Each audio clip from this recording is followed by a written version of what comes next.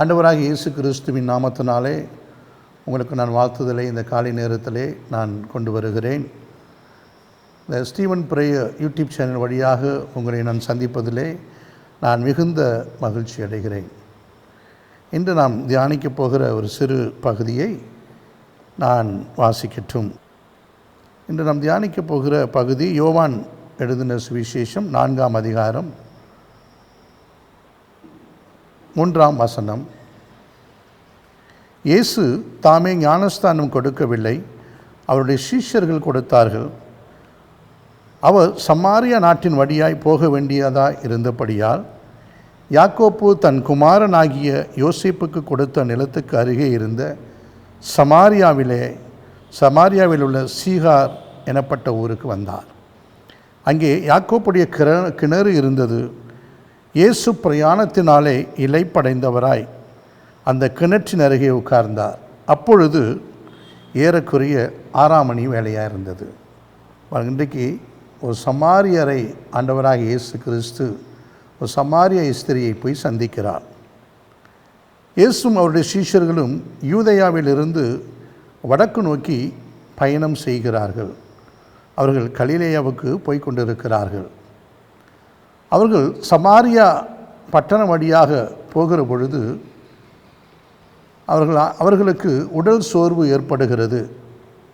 ஆண்டவராக இயேசு கிறிஸ்துவுக்கும் சீஷர்களுக்கும் அந்த இடத்துல உடல் சோர்வு ஏற்படுகிறது.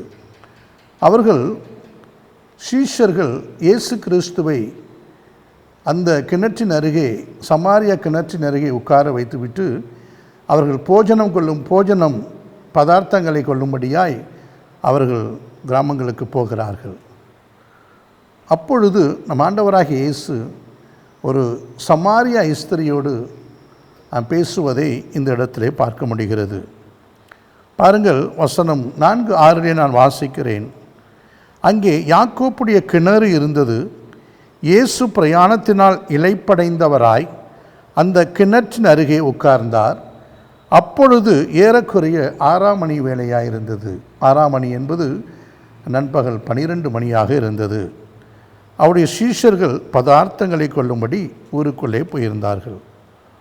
அப்பொழுது சமாரியா நாட்டாளாகிய ஒரு ஸ்திரீ தண்ணீர் மொள்ள வந்தால் இயேசு அவரை நோக்கி தாகத்துக்கு தா என்றார். யூதர்கள் சமாரியருடனே சம்பந்தம் கலவாதவர்களானபடியால் சமாரிய ஸ்திரீ அவரை நோக்கி, நீ யூதனாய் இருக்க சமாரிய ஸ்திரீயாகி என்னிடத்தில் தாகத்துக்கு தா என்று எப்படி கேட்கலாம் என்றார். பாருங்க, ஒரு ஆண்டவர் அன்றைக்கு சமாரியர்களுக்கும் யூதர்களும் பரம விரோதிகளாகவே இருந்து வந்தார்கள். பொதுவாக யூதர்கள் சமாரியர்களோடு எந்த காரியத்திலும் அவர்களோடு பேசுவதிலும் மற்ற எந்த காரியத்திலும் அவர்களோடு உறவு வைத்து கொள்ள மாட்டார்கள். அப்படிப்பட்டவர்கள் இன்றைக்கு ஆண்டவராகிய இயேசு கிறிஸ்து ஒரு சமாரிய ஸ்திரீயிடத்தில் அவர் கேட்கிறார். அவளை நோக்கி தாகத்துக்கு தா என்று அவள் கேட்கிறார். அப்போ அந்த ஸ்திரீ கேட்குறாங்க, உடனே யூதர்கள் சமாரியருடனே பேச மாட்டார்களே, நீர் ஒரு யூதனாக இருக்க எப்படி என்னிடத்தில் நீ தாகத்துக்கு தா என்று கேட்கலாம் என்று அந்த சகோதரி, அந்த ஸ்திரீயானவள், சமாரியா ஸ்திரீயானவள் ஆண்டவரிடத்தில் கேட்கிறார். உடனே ஆண்டவர் சொல்லுகிறார், இயேசு அவளுக்கு பிரதியுத்தரமாக, நீ தேவனுடைய ஈவை தாகத்துக்கு தா என்று உன்னிடத்திலே கேட்கிறவர் இன்னார் என்பதை அறிந்திருந்தாயானால் நீ அவரிடத்தில் கேட்டிருப்பாய், அவர் உனக்கு ஜீவ தண்ணீரை கொடுப்பார். ஆண்டவர் சொல்கிறார், நான் உன்னிடத்தில் கேட்கிற நபர் யார் என்று என்னை குறித்து நீ அறிந்திருந்தாயானால் நீ என்னிடத்தில் நீ தாகத்துக்கு தான் கேட்டிருப்ப, நான் உனக்கு ஜீவ தண்ணீரை கொடுப்பேன் அம்மா அப்படின்னு ஆண்டவர் சொல்கிறார். உடனே இந்த அம்மா சொல்லுது, வசனம் 13 பாருங்கள். அந்த ஸ்திரீ, வசனம் 11 சொல்லுகிறது, அந்த ஸ்திரீ, ஆண்டவரே, மொண்டு கொள்ள உம்மிடத்தில் பாத்திரம் இல்லை, கிணறும் ஆழமாக இருக்கிறதே, பின்ன எங்கிருந்து உமக்கு ஜீவ தண்ணீர் உண்டாயிருக்கும்? இந்த கிணற்றை எங்களுக்கு தந்த பிதாவாகிய யாக்கோப்பை விட நீ பெரியவரோ? அவர் பிள்ளைகளும் மிருக ஜீவன்களும் இதை குடித்ததுன்றோ என்று சொல்கிறார். அந்த நேரில் பாருங்கள், அந்த சமாரிய ஸ்திரீ சொல்லுகிறாள், நீ உன்னிடத்தில் மொண்டு கொள்வதற்கு தண்ணி இல்லை, நீ எப்படி எனக்கு நீ தண்ணி கொடுக்க முடியும்? நீ இந்த கிணறை வெட்டின யாக்கோப்பை விட நீ பெரியவரோ என்று அந்த ஸ்திரீ ஆண்டவராக இயேசு கிறிஸ்துவை பார்த்து சொல்லுகிறார். அதற்கு பிரதியுத்தரமாக ஆண்டவர் சொல்கிறார், நீ இந்த தண்ணியை குடிச்சினா மறுபடியும் உனக்கு தாகம் உண்டாகும். நான் கொடுக்கும் தண்ணீர் அது ஜீவ தண்ணீர், அது உன்னுடைய இருதயத்திலே அது ஊறிக்கொண்டே இருக்கும் என்று ஆண்டவர் சொல்லுகிறார். வசனம் 15 இப்படி சொல்லுகிறது. அந்த ஸ்திரீ அவரை நோக்கி, ஆண்டவரே, எனக்கு தாகம் உண்டாகாமல் இருக்க எனக்கு நீங்கள் அந்த தண்ணீரை எனக்கு தரணும் அப்படின்னு கேட்குறான். பாருங்கள், ஆண்டவர் சொல்லுகிறது அவர் பரலோகத்தை குறித்ததான பரிசுத்த ஆவியானவரை குறித்ததான ஜீவ தண்ணீரை குறித்து பேசுகிறார். ஆனால் இந்த ஸ்திரீயோ தன்னுடைய தேவைக்கு, தன்னுடைய உலக தேவைக்கு, தன்னுடைய தாகத்தை தீர்ப்பதற்கு, தான் மறுபடியும் இங்கே வந்து தண்ணீர் மொண்டு கொள்ளாமல் இருப்பதற்கு அவள், நீங்கள் எப்படிப்பட்ட தாகம் வராமல் இருக்கிற ஒரு தண்ணி உங்கள்கிட்ட இருந்தால் அதை எனக்கு கொடுங்கன்னு சொல்லி அவள் ஆண்டவரிடத்தில் கேட்கிறாள். அந்த ஸ்திரீ அவரை நோக்கி, ஆண்டவரே, எனக்கு தாகம் உண்டாகாமலும் நான் இங்கே மொண்டு கொள்ள வராமலும் இருக்கும்படி அந்த தண்ணீரை எனக்கு தர வேண்டும் என்கிறார். இன்றைக்கு நம்முடைய ஆண்டவரை, இன்றைக்கு இயேசு கிறிஸ்துவை பின்பற்றுகிற அநேக பிள்ளைகள் ஒரு கூட்டத்தார் உண்டு. சிலர் அவர்களுக்கு குணமாக்குதல் வேண்டும், நன்மை வேண்டும் என்று சிலர் பின்பற்றுகிறார்கள். ஒரு சிலரோ இவரை பின்பற்றி ஜீவனை சுதந்திரிக்க வேண்டும் என்று பின்பற்றுகிறார்கள். ஒரு கூட்டத்தார் இந்த உலகத்தினுடைய ஆசீர்வாதத்துக்காக பின்பற்றுகிறார்கள். இன்னொரு கூட்டத்தார் தேவனை பரலோக ஆசீர்வாதத்துக்காக பின்பற்றுகிறார்கள். வசனம் 16 நான் வாசிக்கிறேன். இயேசு அவரை நோக்கி, உன் புருஷனை இங்கே அழைத்து கொண்டு வா என்கிறார். ஆண்டவர் சொல்கிறார், உனக்கு தண்ணீர் கொடுக்கணும்னா, நீ தாகத்துக்கு இங்கே மறுபடியும் வர வேண்டாம்னு நீ நினச்சியன்னா நீ செய், உன் கணவரை நீ கூட்டிக் கொண்டு வா, நான் உனக்கு தாகம் எடுக்காத ஒரு தண்ணீரை கொடுக்குறேன் அப்படின்னு ஆண்டவர் சொல்கிறார். அதற்கு அந்த ஸ்திரீ சொல்லுது, அந்த ஸ்திரீ எனக்கு புருஷன் இல்லை என்றாள். இயேசு அவளை நோக்கி, எனக்கு புருஷன் இல்லை என்று நீ சொன்னது சரிதான். எப்படி எனில் 5 புருஷர்கள் உனக்கு இருந்தார்கள், இப்பொழுது உனக்கு இருக்கிறவன் உனக்கு புருஷன் அல்ல, இதை உள்ளபடி நீ சொன்னாய் என்றார். அப்பொழுது அந்த ஸ்திரீ ஆண்டவரை நோக்கி, ஆண்டவரே, நீ தீர்க்கதரிசி என்கிறார்.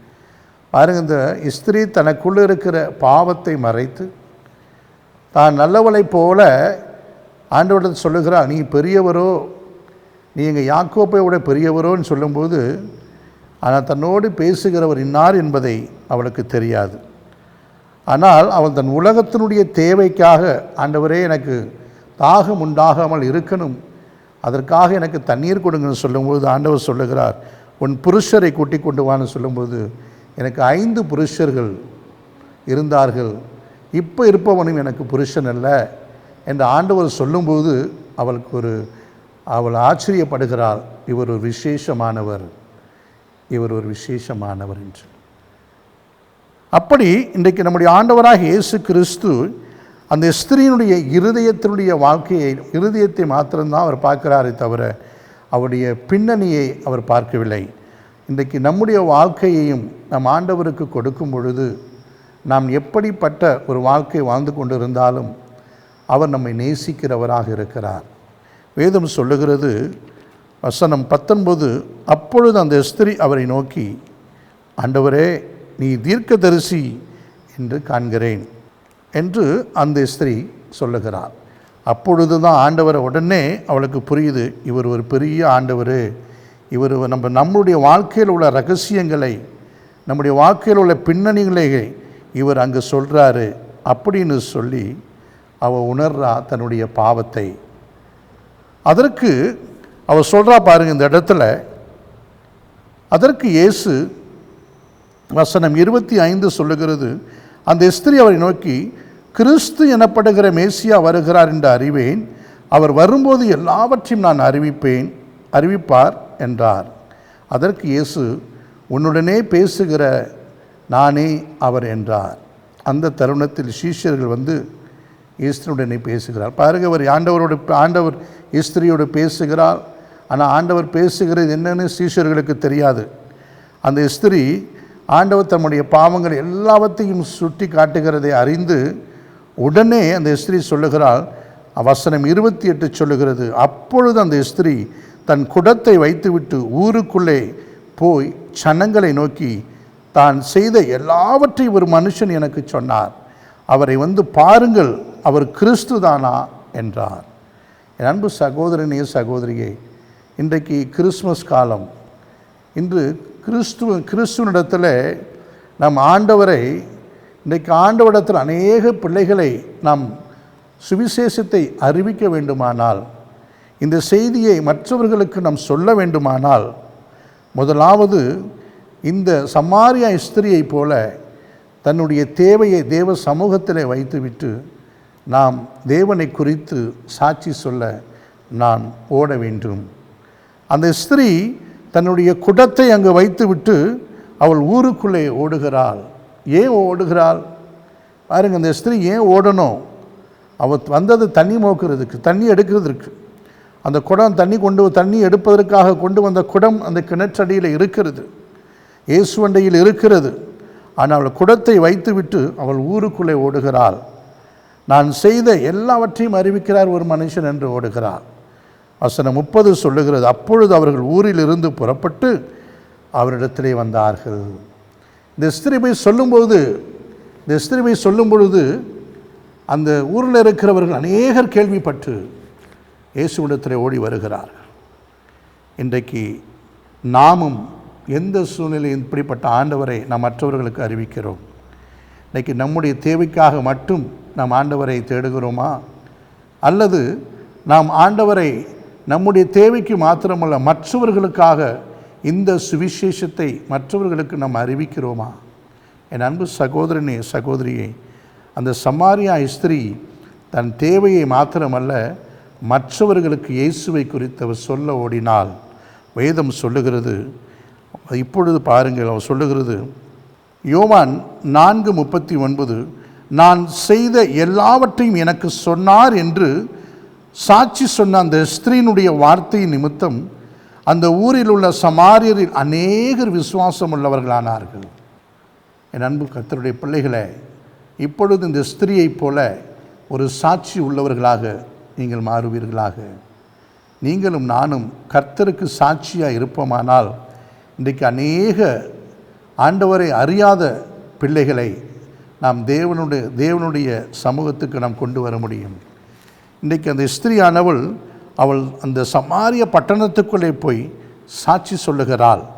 சாட்சி சொல்லுகிறது நிமித்தமாக அநேகர் ரட்சிக்கப்படுகிறார்கள்.